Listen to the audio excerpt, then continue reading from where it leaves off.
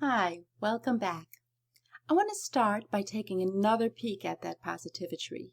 Because today I'm going to begin with a look at the attitudes that support our foundation for fulfillment. As this video series continues, you'll learn not only the anatomy of the positivity tree, but how to nourish its foundation so that you can flourish, thrive, and experience all the fruits of fulfillment.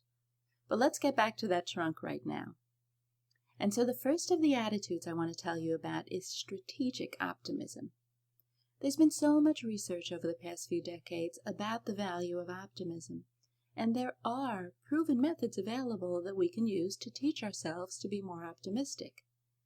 The fact that we can change ourselves in this way is great, but you may have noticed that I use the term strategic optimism, and I do that because I believe that what we really should be striving for is the ability to choose to be optimistic when optimism would be helpful, which happens to be most of the time for many of us, and also to know when optimism is not the attitude to have.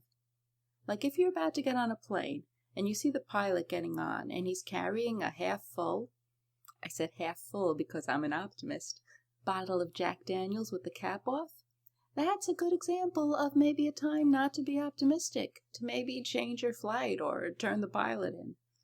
Most of the time, optimism is good for us. Pessimists often say that they're more realistic, but time and time again it's been proven that neither optimists nor pessimists are better at predicting outcomes. The thing is that optimists tend to do better in life than pessimists. They tend to be happier, healthier, and more successful. So, if neither one is more accurate than the other, if you had the power to choose an attitude that's associated with more positive outcomes, why wouldn't you? Let me clarify optimism here, though, because optimism doesn't just mean positive or Pollyannish thinking. It's a way of interpreting negative events, and it also involves a sense of hopefulness. Now, some people typically use a form of pessimism that's been studied in the psych research a bit. It's called defensive pessimism, and defensive pessimism is preparing for the worst. People use defensive pessimism so they won't be disappointed or suffer if the worst case scenario occurs. And being prepared is a good idea, but if you're a defensive pessimist, it sort of assumes that you're too fragile to cope when things won't work out. And the goal of fulfillment cultivation is to make you strong enough to cope with whatever life throws at you. As you develop confidence and resilience, you'll start to believe that you can deal with whatever life comes your way. And you'll not only believe it, it'll be true. Now, I used to be much more negative. I have a genetic and a cultural predisposition toward negativity, and we all have a bit of a biological predisposition to negativity.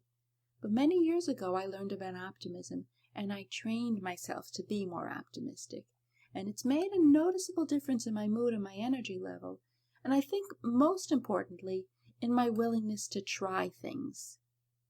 You probably have a sense of your own level of optimism, but if you want to get a general idea, you can simply ask yourself, overall, am I hopeful about the future? And when something bad happens, do I tend to get all catastrophic about it, or do I experience it more as a glitch? Of course, this isn't a full assessment. There are way more elaborate measures available.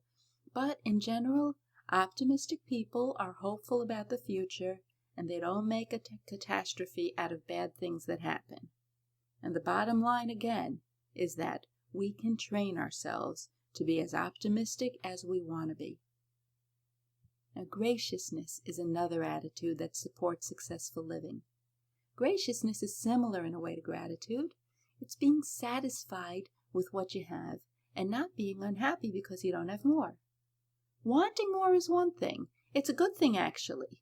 But being ungracious about what you do have erodes your foundation for fulfillment. What kind of stance do you typically have?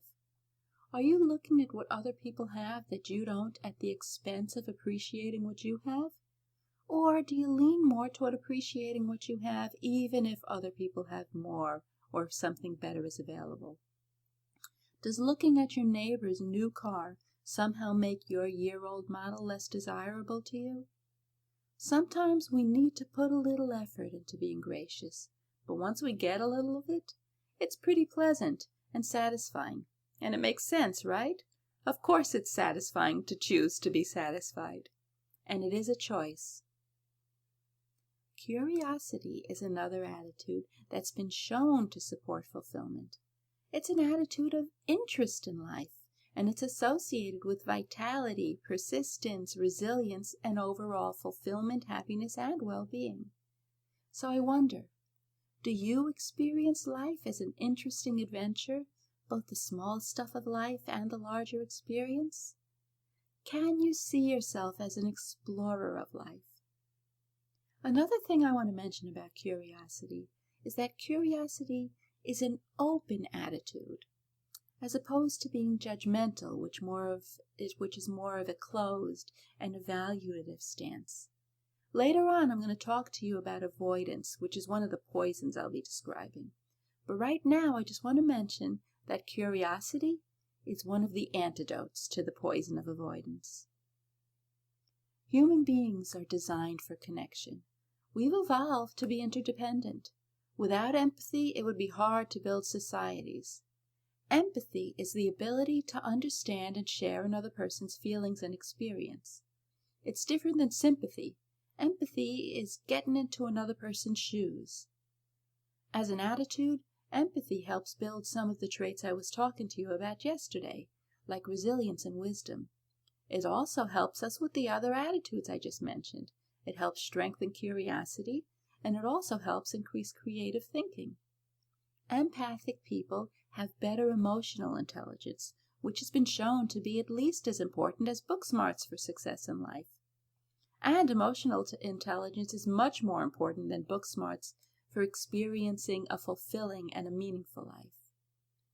And finally, self-efficacy is the psychological term for believing in your ability to accomplish whatever you need to. It's kind of the sister attitude to the trait of confidence. It's being that little engine that could, plugging along saying, I know I can, I know I can. Because our beliefs and the language that we use with ourselves is way more powerful than many of us can even fathom. Believing that you can makes you much more likely to succeed. So, those are the attitudes we can train ourselves to cultivate in order to support our foundations for fulfillment. And of course, the whole point of sharing all of this with you is that yes, we can cultivate all of these attitudes. We can train them just like we can train the traits I described yesterday. So those attitudes and traits are the foundation for your fulfillment. And now I want to move on to begin to explore how we build on this foundation to flourish and experience the fruits of fulfillment. Success, health, happiness, effectiveness, productivity, meaning, breaking through your glass ceiling and achieving your potential. So let's start now looking at the branches of the positivity tree. And in our metaphor, branches grow out of your values and strengths. Your values are the ideals that drive and motivate you. What exactly makes life worth living for you? Values can include family, money, recognition, community, charity, independence. They're personal, and they could be anything. And your core values, the values that are most important to you, most central to your identity, they help you make choices, set goals, they motivate you, and they give you direction. When a person begins to work on cultivating fulfillment, discovering their core values is an important thing to do. It's really essential to charting a course, and like I said, giving your life shape and meaning. Your core values are your motivation and your compass. Without knowing your core values, you might be going somewhere or you might be going nowhere. But if you're going somewhere, it might not be where you want to go. Stephen Covey said that if your ladder is not leaning against the right wall, every step you take gets you to the wrong place faster. Values show us where to place our ladders and give us the motivation to climb. You've seen trees that have beautiful form versus trees that are kind of a mess, scraggly branches going in every which direction. By identifying your values and choosing to live accordingly, you design your tree with elegant and majestic form. And your branches are also composed of your strengths. Strengths are the characteristics and traits that come naturally to you, not necessarily your talents, but your character strengths. Discovering your personal or signature strengths and then using them in the service of values-based goals is how our branches grow, how our tree thrives. The field of positive psychology began with an exploration of character strengths, and Martin Seligman and Chris Peterson, two of the founders of positive psychology, suggested that character strengths are the essence of what they called positive diagnosis, identifying what's right and what works, as opposed to traditional diagnosis, which is concerned with identifying flaws and with what's wrong. There are a number of assessment measures available these days we can use to help us diagnose, if you will, our strengths. And with that knowledge, we can learn how to use our strengths. When we use our strengths, we feel content and satisfied, and we can experience that elusive state of flow, where we get so caught up in what we're doing that we lose time and lose ourselves. Once we've strengthened our foundation and have identified our values and strengths, life naturally becomes dramatically more fulfilling. What happens is, just like our thriving positivity